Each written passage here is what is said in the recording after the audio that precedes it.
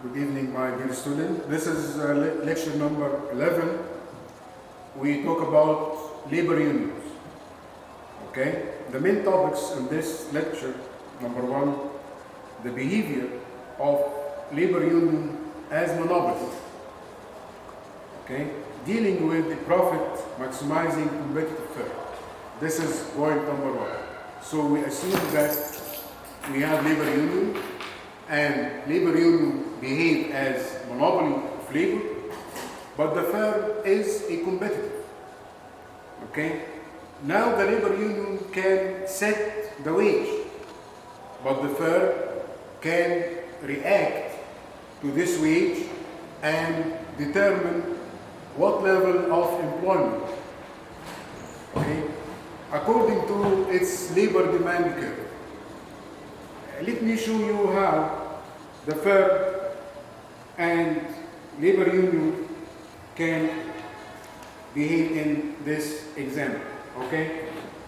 Suppose you have this graph. This is employment and this is wage. Okay? And suppose we have two labor demand curve. Suppose this is demand curve. D is elastic, as you see. It is flat. And this one is D dash. This is inelastic.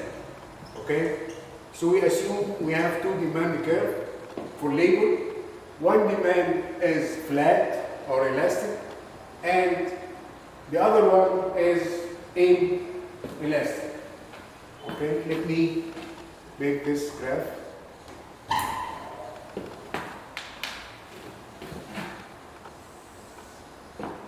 Okay, this is your demand curve. Suppose we start from here, this point, and suppose the competitive wage in labor market was W star. Okay, this is before union behave as monopoly, and the firm hire E star. So the wage in the competitive market is W star. The firm can hire E star level of employment at this point A. Okay?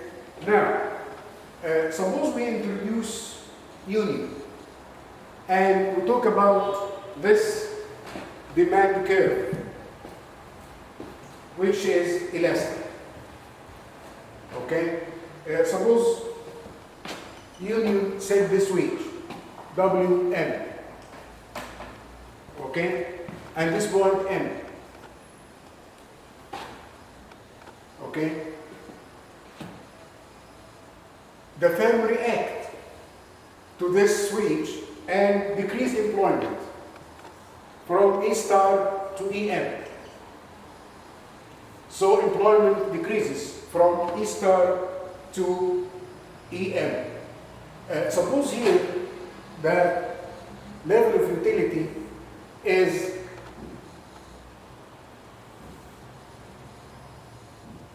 this is your indifference curve U1. Okay? So if the union set wage as WM, the firm will choose point M, and the employment level is EM. Workers will receive utility, or union workers receive utility as U1. Okay? As U1. As you see, employment decreases from E star to EM. This demand is elastic. Okay? Now let me talk about D dash. If demand was inelastic and union set wage here, M dash. Okay? How firm will react to this? As you see, this wage, M dash, is higher than WM. The employment level now is greater than EM, is E dash M. Okay? Suppose this is your indifference curve, U2. So, as you see here, the union will be more successful at M dash compared with M. Why? Because workers receive higher wage and they have a small loss in employment. Only employment decreases from E star to E dash M, not from E star to EM. So, what's the conclusion here on this graph? You could say that labor unions will be more successful as demand is inelastic, okay? So the less the elasticity of labor demand, the more the successful of labor unions when asking for higher wage. Let me repeat this again. We compare between two demand curves. One is elastic and the other is inelastic. Which one is better for union to ask for higher wage? The inelastic demand will be better for labor union to make more successful or to be more successful. As you see here, the union could ask for W-M and employment is E-M and worker receive higher utility instead of U1, they will receive U2, okay? So this is very important point, the effect of elasticity of labor demand on the success of labor union. Remember always, when we talk about elasticity of labor demand, remember Marshall's rule, okay? Remember Marshall's rules. What rules make demand elastic or inelastic, okay? And we just explained this rules last lecture, and we also explained this before, okay? The other point is, in this lecture, what are the main goals of labor union, okay? If the labor union behave as monopolist and the labor market were competitive. Let me repeat again. I'm going now to talk about an important topic. What are main goals of labor union if it behaves as a monopoly, okay, but the labor market were competitive, okay? Suppose this is your labor market, this is employment, this is money, okay? This is demand for a third, okay? As you know, this is VMB, okay? This is VMB for third. But this is for union. As monopolist of labor, it will be average revenue, okay? So the union can know what wage the workers will receive from this curve, okay? So remember, when we have labor union behave as a monopoly, the labor demand curve considered as average revenue for union, okay? To know what wage worker will receive. If this is the demand or average revenue, we expect we have here margin revenue. This is MRU. Okay, so almost margin revenue is below average revenue. Try to compare between this case and the monopoly in the product market. They are very similar.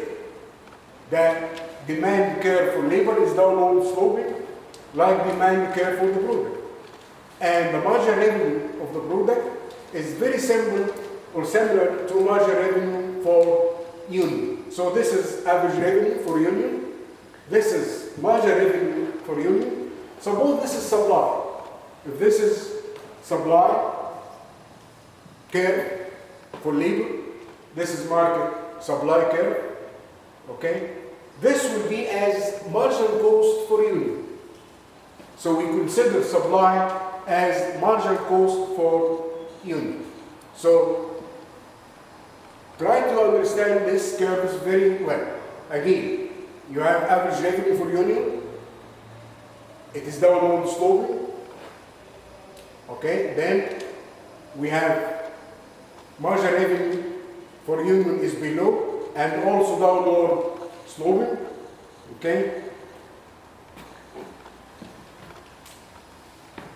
You make this more clear.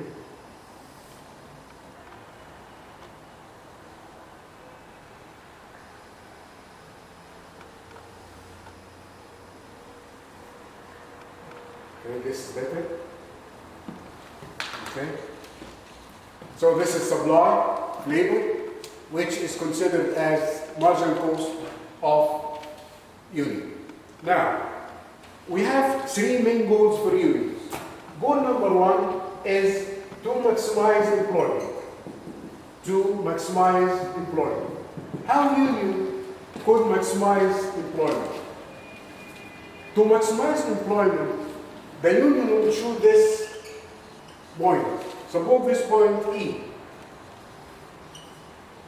And this is E star and this W star. So to maximize employment, the union will ask for W star. How we determine W star? This is just the intersection between demand and supply. At point E, we have maximum employment, E star. Okay? So to maximize employment, we choose point E. Okay? Why point E? Because point E is an equilibrium in the competitive labor market. And we know at competitive labor market, we have maximum employment. So to maximize employment, the labor union could ask for W star, and the employment level will be E star. So union will choose point E to make its order or equilibrium. Goal number two is to maximize total wage revenues. To maximize total wage revenues. Okay? This is like to maximize total revenue. Because wages for unions considered as a revenue.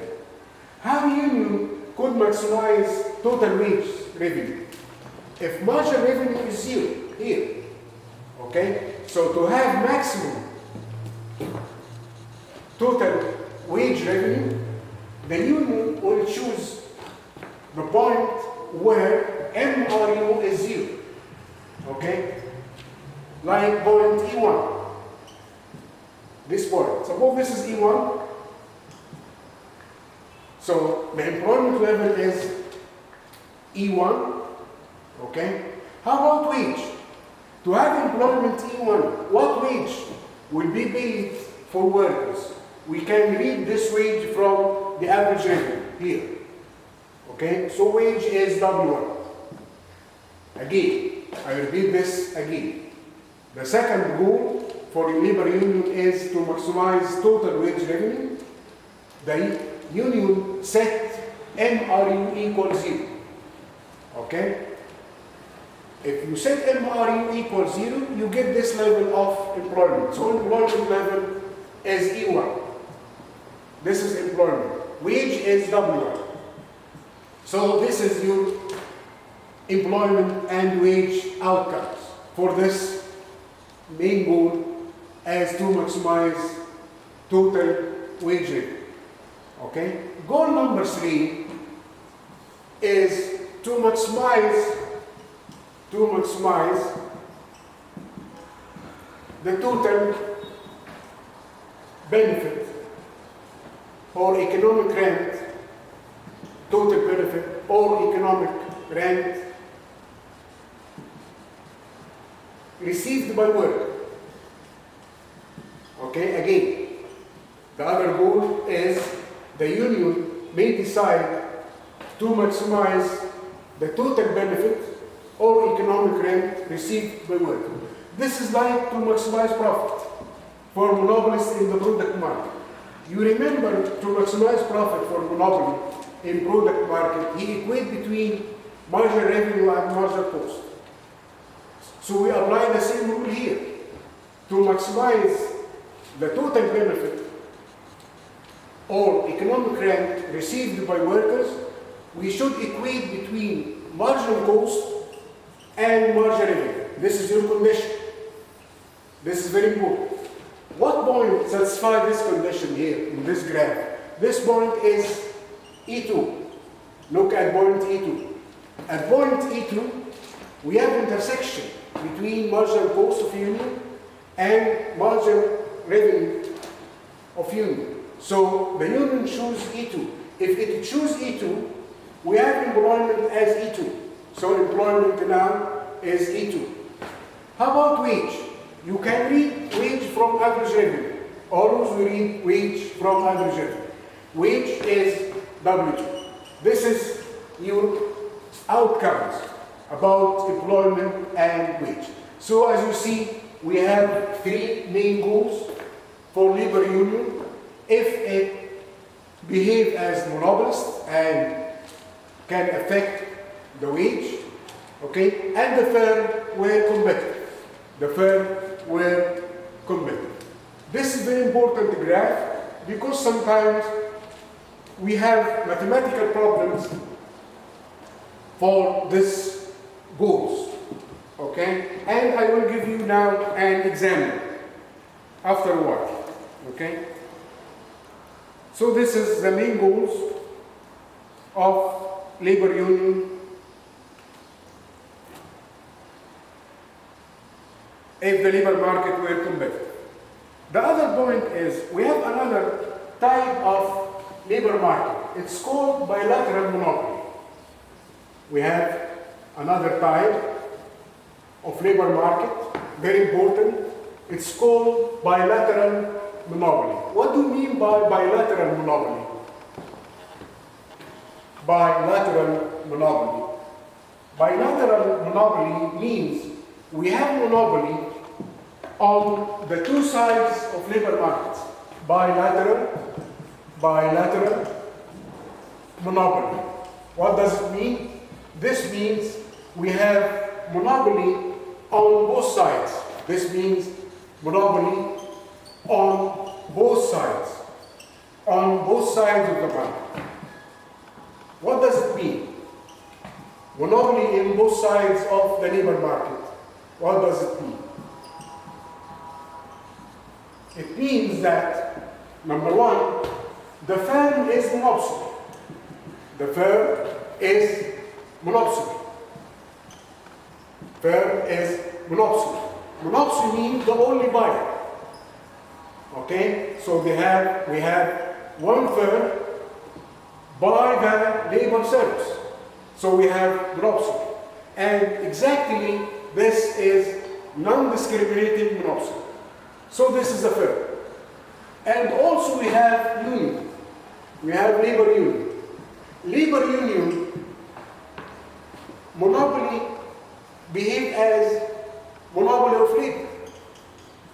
This is the other side.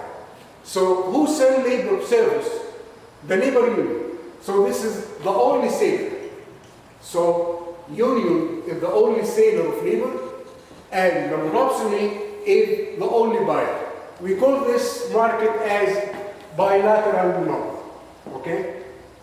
How to get equilibrium in this type of market, which is bilateral monopoly?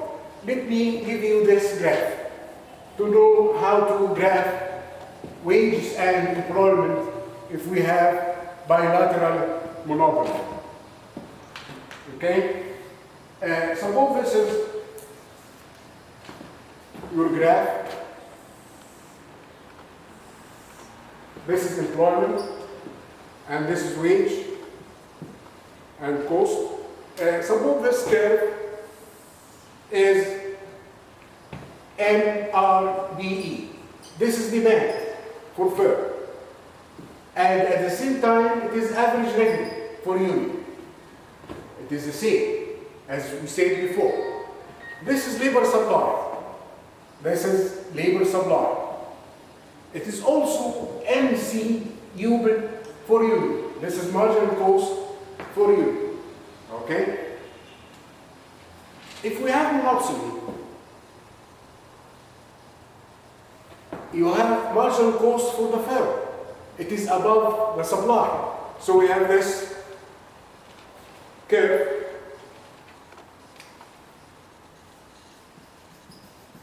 This is marginal cost of the firm. It is above supply. Okay?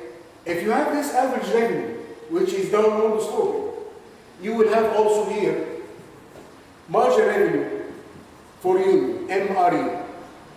Okay? So you have this graph. Now, for firm, if the firm were monopsony, how the firm maximize its profit as monopsony?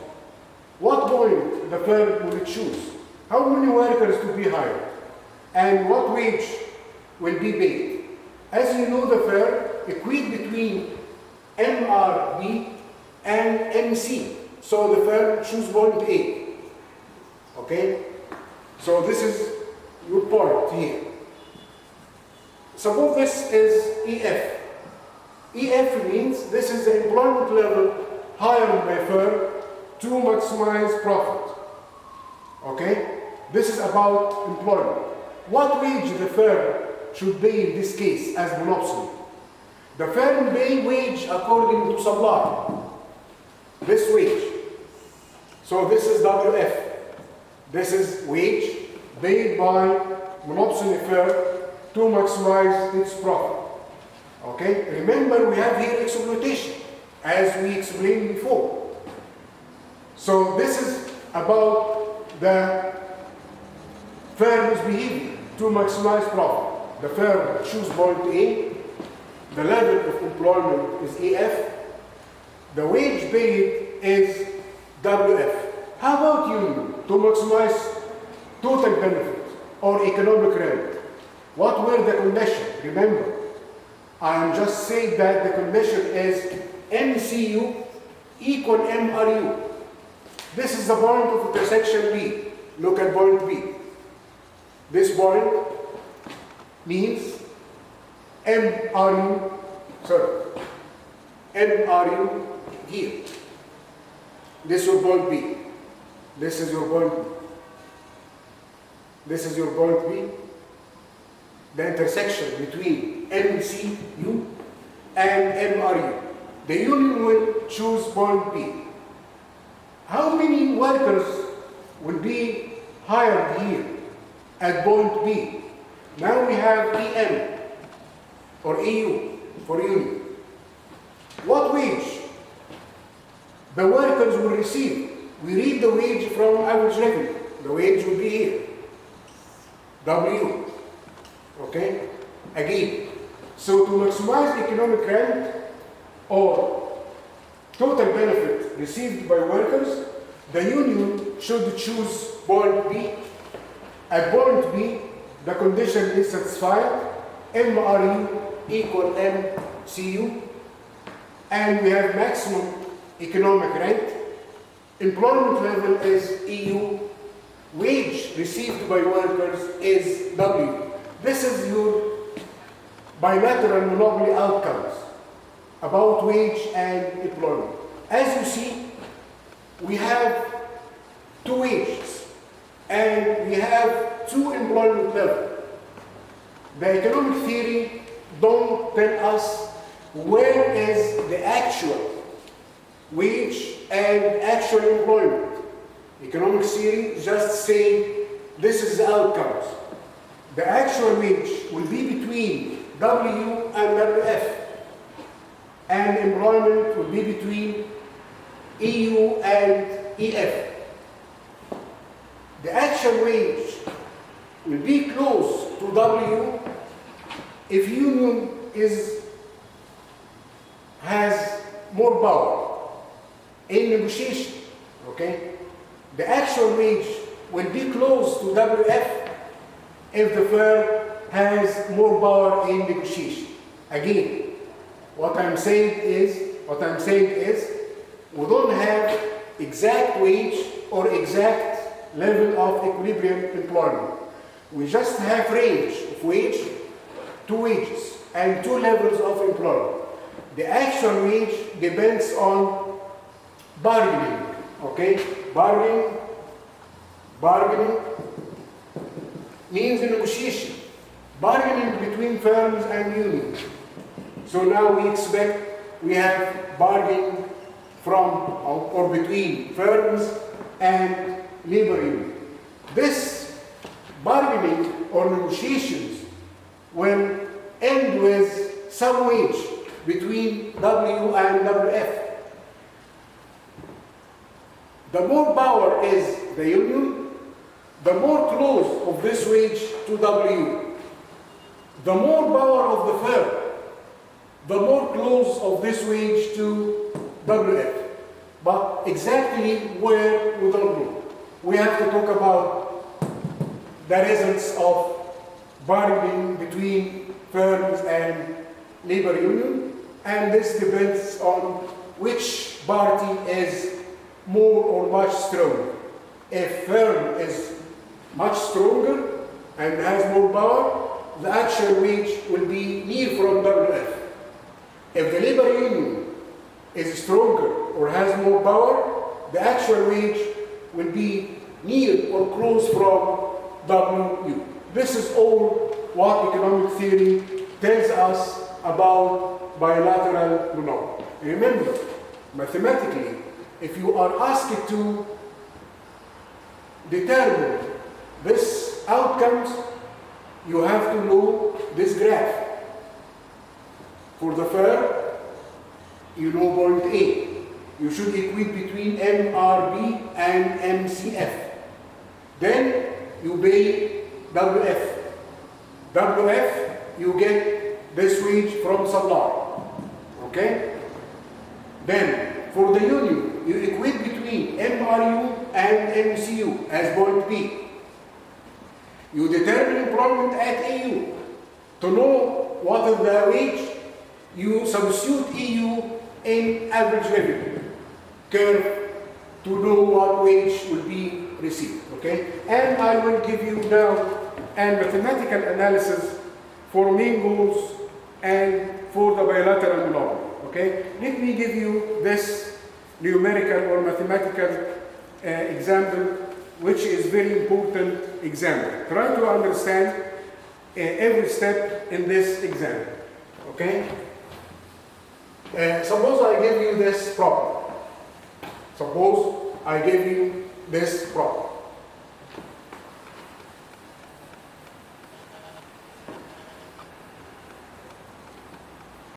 I'm sorry for this interruption. I'm going to repeat again the problem I have just said. Consider the following problem. This is demand function. W equal 50 minus E over 25. This is demand. Supply labor function is W equal E over 100. Question number 1. What employment and what wage when the union is seeking to maximize employment? We just said that we look at this condition. Demand equal supply, or ARU equal MCU. This point A. So this point A satisfies this condition. We have the two equations. You just equate between the two equations. You equate between demand and supply. So 50 minus E over 25 equal E over 100. If you solve this and you move this to the other side, so this is 50 equal E over 100 plus E over 25. If you solve this, this means 50, here 100, here E plus 4E. So this is 5E over 100, okay? So 5E equal, if you have cross multiplication, 5E equal 50 times 100. How much is E? You divide by 5. So 50 times 100 divided by 5, you get 1,000. Okay? So the employment would be 1,000. This is your employment level to maximize employment. What wage? You can substitute this in equation 1 or equation 2. Suppose we put this in equation 2. So W equal E, which is 1,000, okay, over 10, over 100, this is just 10. So now W is 10, okay? So here you put this point 1,000 and W1 equal 10 and E1 equal 1,000. This is your answer for this question, okay? Question number 2. Suppose the labor union is seeking to maximize total wage earning, okay? To maximize total wage earning, now we need to maximize total wage earning. This is question number 2. To maximize total wage earning. What was the condition, as you remember? We need to set MRU equals 0. This is your condition. Okay? So if this is MRU, we need to equate this by 0. How to get margin revenue from here? We get from average revenue. This is demand. Okay? So from demand, you can get total revenue. How you get total revenue from demand? Total wage revenue. Total wage revenue equal WE. Okay? So total wage revenue you multiply by E. So it is 50E minus E squared over 25. Okay? This is total revenue. Total wage revenue. The first derivative of total wage revenue to respect to E, just the first derivative. So this is 50 minus 2E over 25. This is MRU. This is MRU. You set this as 0. If you set this as 0, so you get 50 minus 2E over 25 equal 0. So this means 50 equal 2E over 25. Okay, what does it mean? How much is E here?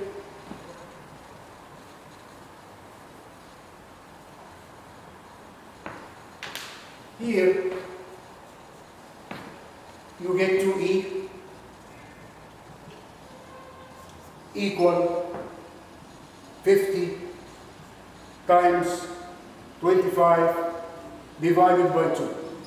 Okay? This is 25 divided by 25. This is 625. So this is your employment here. So E equal 625 here. Call this E2. So this is 625. Okay? How about wage? You substitute in average revenue. Okay? Here.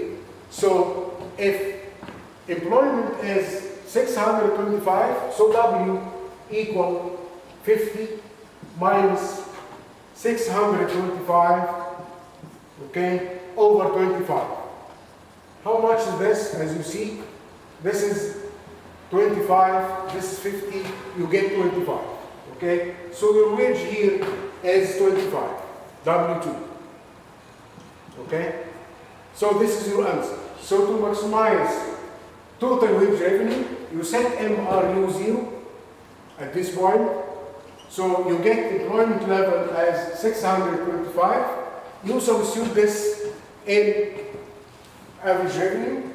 You get the wage should be paid to workers as 25. Question number 3. If the labor union is seeking to maximize the economic rent or economic benefit, to maximize economic rent. Okay? To maximize economic rent. This is question number 3. To maximize economic rent, we equate between MC, okay, and MRU. Those are two equations. Here, we need this one. Okay? So I have MRU here. This is MRU. Okay? And this is MCU. This is supply. So you equate between those two equations. Okay? So to maximize total economic rent or total benefit, we equate between 50 minus 2E over 25 by E over 100.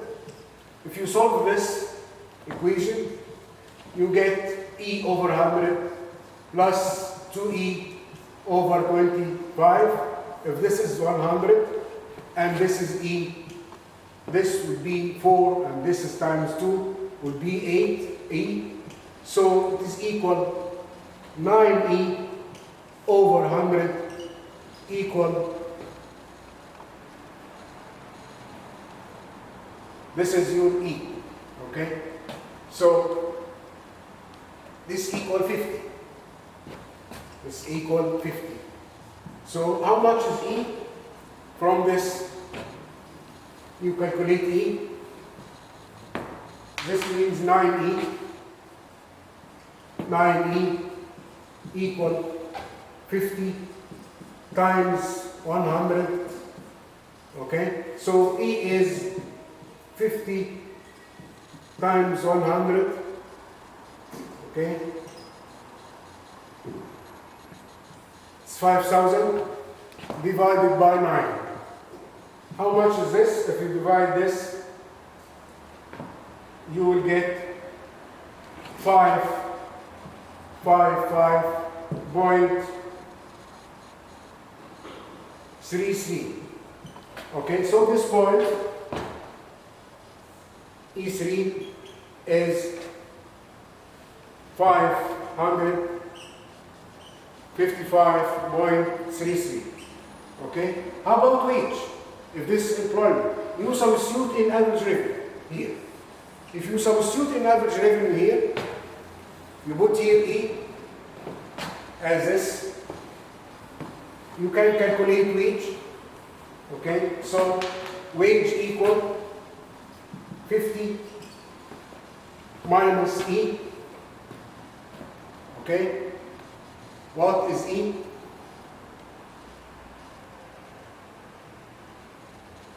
E is 555.33 divided by 25. If you calculate this, you will get 27.77. 27.7. This is W3. 27.7. Okay? So this is the three main goals of labor union: to maximize employment, to maximize total wage revenue, and to maximize economic rent. The last question is, if I ask you to calculate labor demand elasticity for union, suppose we need to ask you, what is labor demand elasticity of union? This is labor demand curve. Okay? How to calculate labor demand elasticity? Elasticity for union. Okay? This is average revenue. You get, this means E over 25 equal 50 minus W. So this means if you multiply by 25, 50 times 25 minus 25 W. This is your average revenue. If you take the derivative of this, dE respect to W, okay, you will get negative 25. This is the derivative. Then times wage. What wage? This is your wage. 25 here. I am asking what is the labor demand elasticity if the union is maximizing total wage revenue. When the union is maximizing total wage revenue, employment is 625 and wage is 25. So we multiply this by 25 and we divide by 625, you get -1. So this means the demand of labor is unit elastic. I have last question on this problem. If this market was bilateral, suppose this is bilateral. دكتور هتفصل خلي بالك خايف تفصل. Okay. We stop here and see you next time. Thank you.